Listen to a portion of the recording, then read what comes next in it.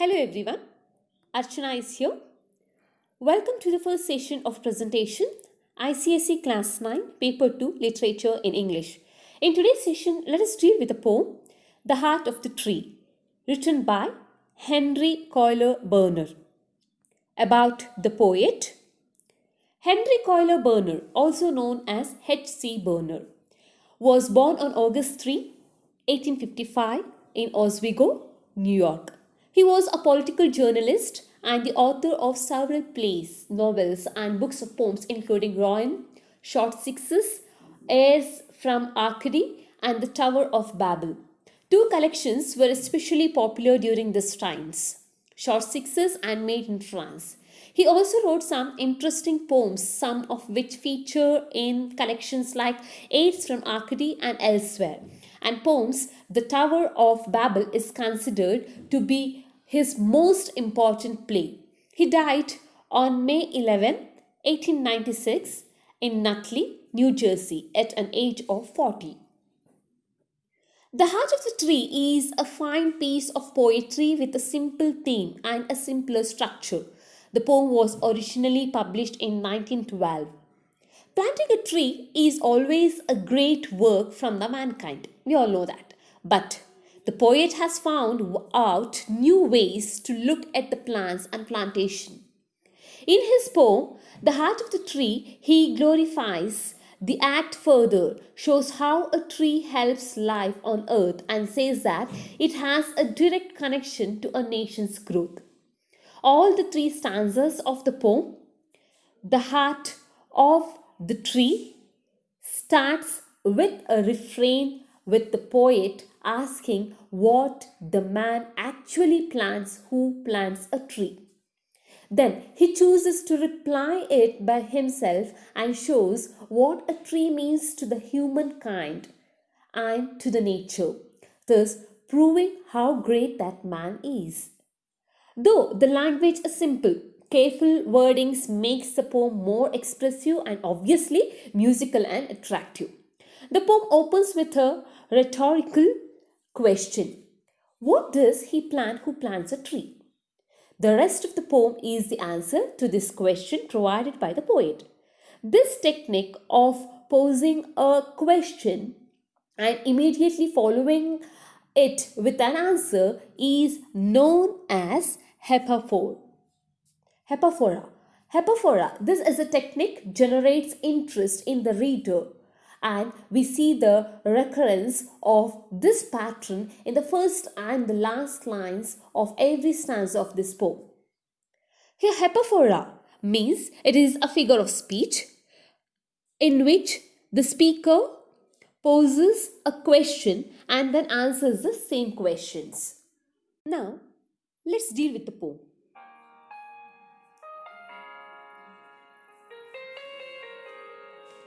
What does he plant who plants a tree? He plants a friend of sun and sky. He plants the flag of breezes free, the shaft of beauty towering high. He plants a home to heaven and I, for song and mother croon of bird, in hushed and happy twilight heard, the treble of heaven's harmony. These things he plants who plants a tree. What does he plant who plants a tree? He plants cool shade and tender rain, and seed and bud of days to be, and years that fade and flush again. He plants the glory of the plain. He plants the forest heritage, the harvest of a coming age, the joy that unborn eyes shall see. These things he plants who plants a tree. What does he plant who plants a tree? He plants in sap and leaf and wood, in love of home and loyalty, and forecast thought of civic good, his blessings on the neighborhood, who in the hollow of his hand holds all the growth of all over land, a nation's growth from sea to sea, stirs in his heart who plants a tree.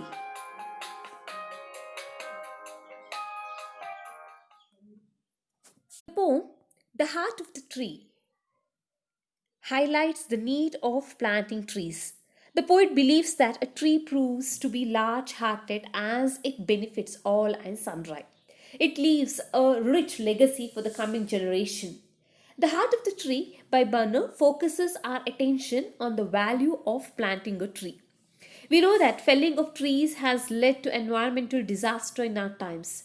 Divided into three stanzas, the poem tells us of the various benefits of planting a tree. Each stanza opens with the same question: what does he plant who plants a tree? The answer is provided by the poet himself. He who plants a tree plants many things: the gentle sunlight, free breezes, beauty, music, and harmony. He ensures cool shade and tender rain. He leaves a rich legacy for the coming generations. He who plants a tree is conscious of the growth and development of his country. In other words, trees are our best bet for better environment and growth. They are symbolic of so many things. Now let's go according to the stanzas. What does he plant who plants a tree? He plants a friend of sun and sky. He plants the flag of breezes free. The shaft of beauty tower high. He plants a home to heaven and I. For song and mother croon of bird, in hushed and happy twilight heard, the treble of heaven's harmony, these things he plants who plants a tree. So in the first two lines, the poem opens with the refrain which asks, what does he plant who plants a tree? And that sets the tone of for the entire poem. We instantly realize that the poet is going to explain the usefulness of planting a tree. However, the poet himself answers by stating that the man plants a friend of sun and sky by planting a tree. A plant grows upwards and aims to reach the sun and the sky. So it is as if the sun and the sky get a new friend in a tree. Secondly, the tree needs sunlight and air to survive. And finally, the trees seem to absorb the heat and save the earth from the scorching sun, giving an implication that the sun becomes friendly in the presence of the trees. He plants a flag of breezes free, the shaft of beauty towering high. The speaker now adds that the man plants a flag that flies freely in the mild breeze. The poet here compares the leafy branches of the tree to a flag and the stem to the beautiful shaft, that is pole, of the flag that stands tall. He plants a home to heaven and I, for song and mother croon of bird. By planting a tree, the man plants a home for the sweet singing birds high in the sky, near the heaven. So he keeps the earth habitable for birds and helps in maintaining the ecosystem. In hushed and happy twilight heard the treble of heaven's harmony. These things he plants who plants a tree. That is, in quiet and happy twilight, we can hear those birds chirping, which is harmonious to heaven's own tunes. In the entire first stanza of the heart of the tree, the poet accentuate the importance of trees in maintaining the holistic beauty of nature. Moreover, the use of words like heaven and I, heaven's harmony, and towering high is aimed at giving an impression that the work of planting a tree is indeed a heavenly and glorious deed. The finishing line of the stanza forms a logical whole with the opening line, one asking a question and the other completing the answer. So, the synonyms of the words used in the first stanza: breezes free means gentle winds that move with full freedom. Shaft, a long, narrow part of something, that is sunlight, for example. Towering means rising. Anai, near or close to. Croon, gentle, sweet song, a lullaby of a mother. Hushed, silent. Twilight, the period of time at the end of the day after the sun has just gone. down. Treble, high tone. So let's sum up the first stanza. We are told that he who plants a tree plants a friend of the sun, the sky, and a flag of the free breezes. The tree is personified as friend of the sun and the sky as the tree, being a living entity, provides a companionship to both. The leafy branches of the tree are likened to a flag fluttering in the cool breeze, and its trunk is likened to a high towering pole of beauty. Both instances are examples of metaphor, that is, flag of breezes and shaft of beauty, used in this stanza. He who plants a tree also plants a home nearer to sky, where the mother bird softly hums a soothing tune to her chicks after sunset. The words home to heaven and hush and happy shows the use of alliteration, the repetition of the sound home, ho, heaven, her sound, repetition of the her sound. The tree provides a safe home to the birds who can rest on its branches at the end of the day and sing songs. Both treble and harmony are musical terms that is used to describe the bird's song.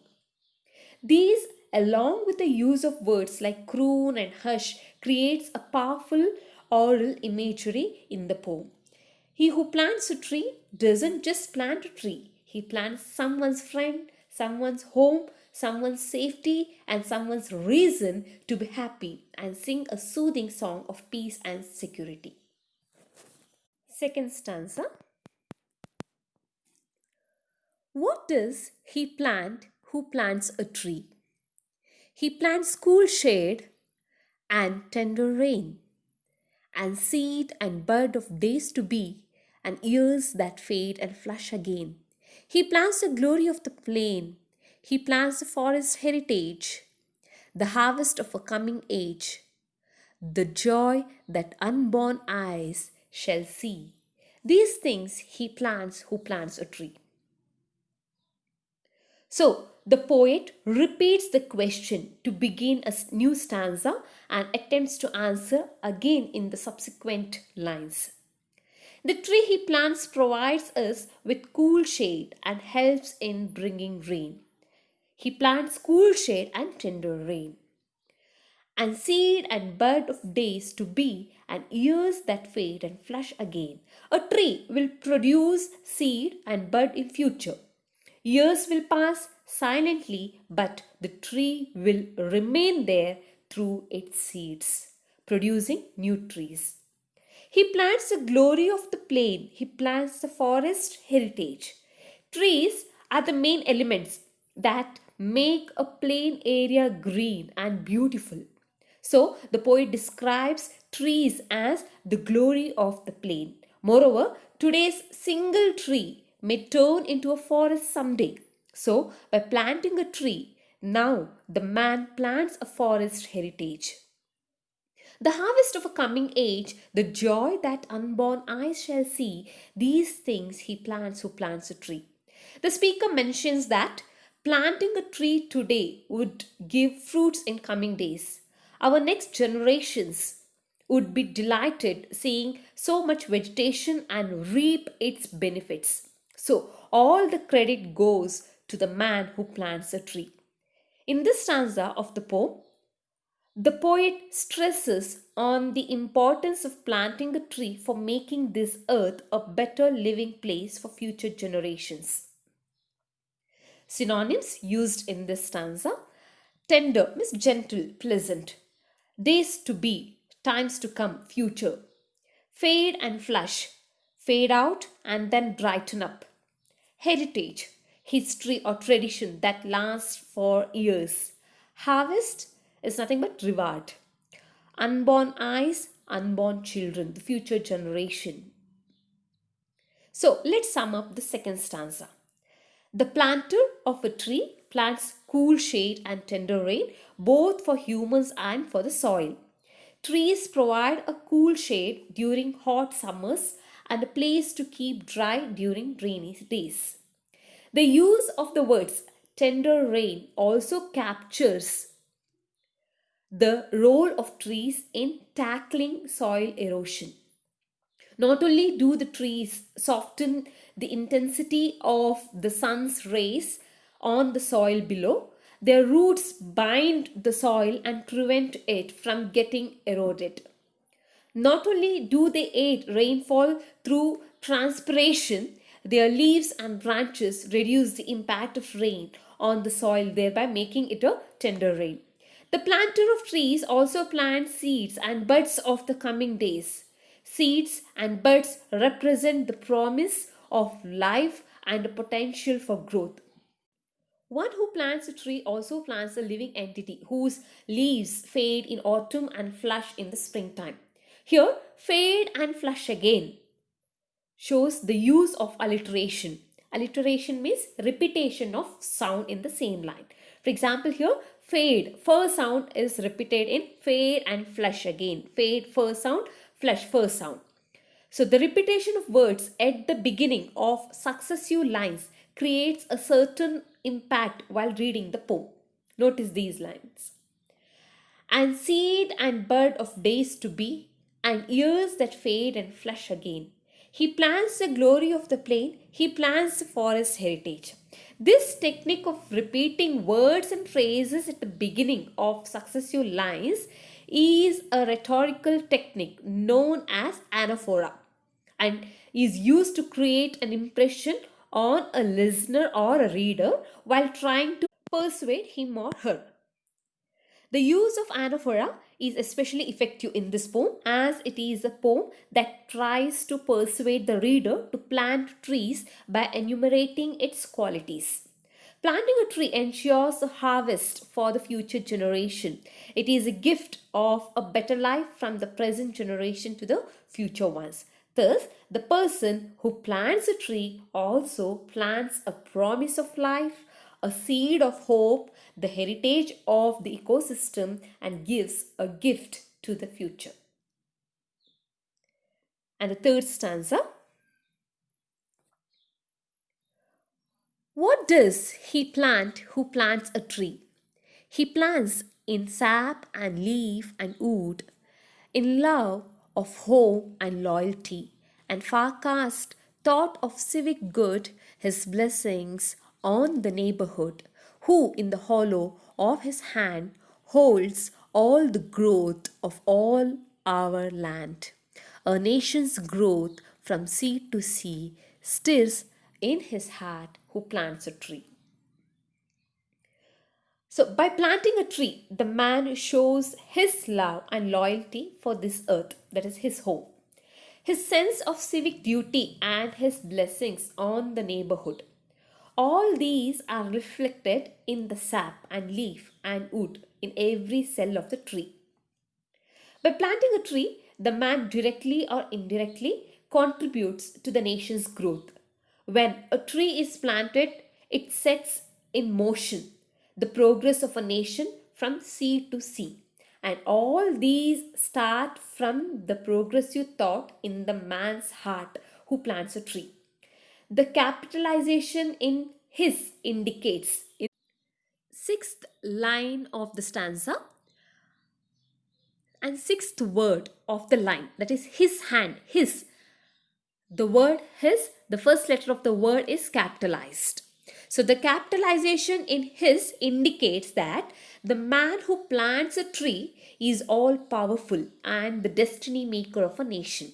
This last line is very important as it talks about the man's heart, his feelings, dreams, and wishes behind planting the tree. This also leads to the poem's title, The Heart of the Tree. Thus, the poet Henry ends up composing an uncommon piece of poetry in the poem. Out of a common and cliché topic, the heart of the tree, the usefulness of planting a tree. The synonyms used in this stanza: sap, you know the meaning of this word which is used in biology, liquid in a plant that carries food to all parts. Civic good means welfare of the people living in the same town or city. Hollow means empty space. From sea to sea means all the world, entire world. Stirs means arouses a feeling. So let's sum up the stanza. The final stanza celebrates the sheer nobility in the act of planting a tree. The planter of a tree not only plants resources for the future in the form of sap and leaf and wood, he also plants within the tree his virtues, his love for home and loyalty. In short, one plants a part of one's being while planting a tree. The second line shows the use of a literary device of repetition. So he plants in sap and leaf and wood. So here the word, that is the conjunction and, is repeated. The repetition of the conjunction and emphasizes the importance of what is being said by slowing down the pace of the poem. The love for home doesn't merely refer to one's home but also to earth, the only place we have to call home in the universe. Similarly, loyalty doesn't just refer to one's country but also loyalty towards the environment which has given so much to us. By planting a tree, one plants the forethought of doing some good to the citizen and making the world a better place. In doing all these things, the one who plants trees also plants God's blessings of he who holds the well being and growth of the land in the hollow of his hands, as suggested by the use of a capital letter H. This interpretation is corroborated by the fact that the hollow of his hands was also the name of a very popular hymn at the time when the poem was composed. The final stanza of the poem projects the act of planting a tree as something which connects human to the divine. Planting a tree allows us to act as an agent of God's blessing and also enables us to bless the world in a godlike manner by creating a better future and living the world in a little better shape than we found it. So here we have winded up the explanation of the stanzas of the poem. The summary of the whole poem, it goes in this way. In the first part of the poem, we can see the utilities of a tree. The poem, The Heart of the Tree, deals with the utilities and values of the trees. It comments on the relevance and importance of trees in the modern times. The poem opens with a question which is repeated thrice in the poem. What does he plant who plants a tree? The poet himself provides the answer in metaphors. A tree is a friend of sun and the sky. In other words, it ensures healthy environment, it ensures cool, free breezes. The place where it stands is akin to heaven as it shelters birds. One can hear their sweet songs in twilights. So, one who plants a tree creates a congenial atmosphere all around in which there is peace, comfort, beauty, music, and harmony. Benefits of a tree is also shown in this poem. The poet goes on to enumerate several other benefits of planting a tree. A tree ensures cool shade for us in summer, it causes tender rains, it gives seeds and buds to bloom into flowers. A tree is a symbol of a forest's heritage. It can serve us as a living legacy for the next generation. It is a symbol of joy for our future children. Thus, trees link our present and future. Trees ensures growth. Then, the poet says that he who plants a tree does a civic good. All his neighbors feel blessed and benefited. It is he who ensures the growth of his country. In other words, a country's growth and progress depends on the wealth of trees. He who plants a tree yearns for the welfare of his country.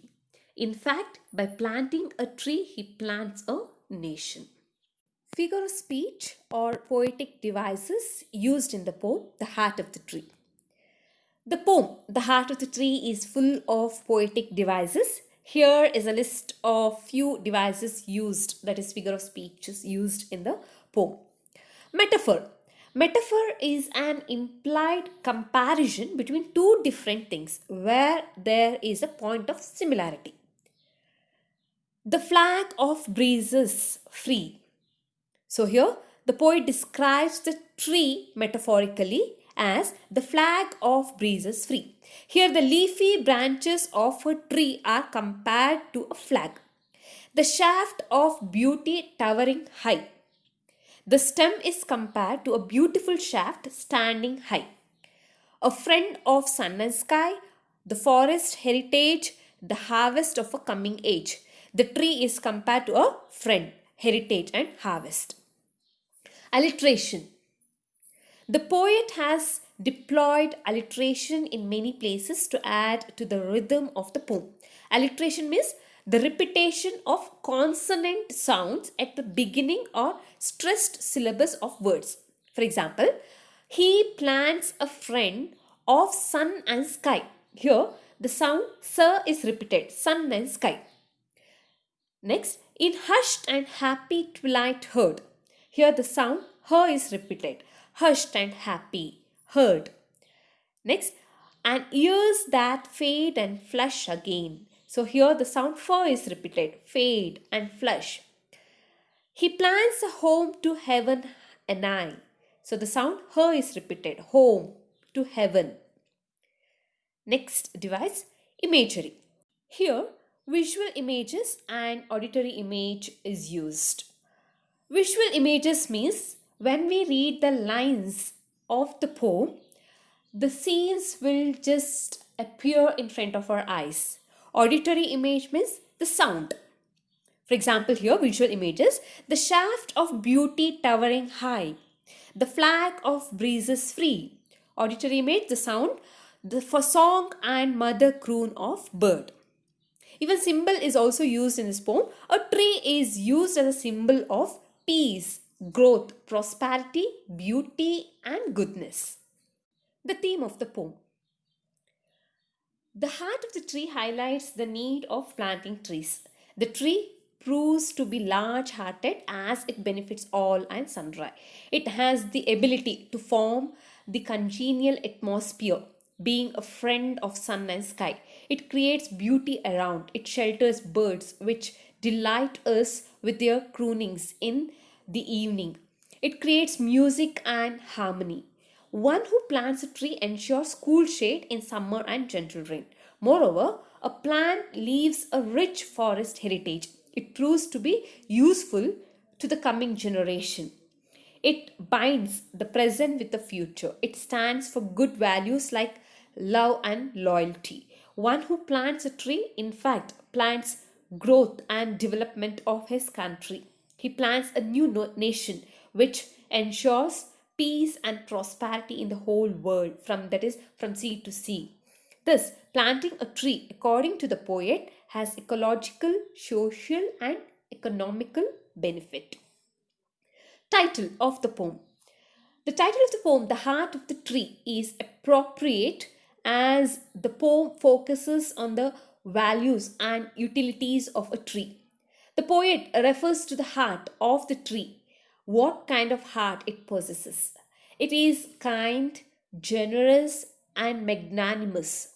It does not show any discrimination. It blesses all those who take care of it or even who neglect it. Wherever a tree is planted, it turns the place into heaven.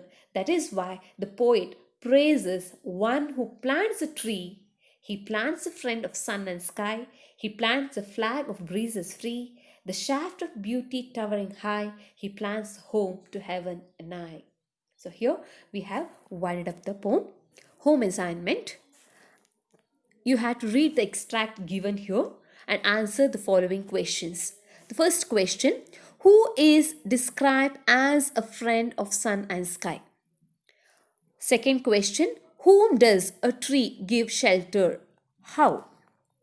Third question, which literary device has been used in the line, in hushed and happy twilight heard? Fourth question, explain the treble of heaven's harmony. Fifth question, describe the things one plants along with planting a tree mentioned in the above extract. So children, please do answer to these questions and submit your answer in the Google Classroom. Here, the first 4 questions you have to answer for 3 marks, and the 5th question you have to answer for 4 marks. So total marks is for 16. So this is a pattern you get for your board examination. Thank you all.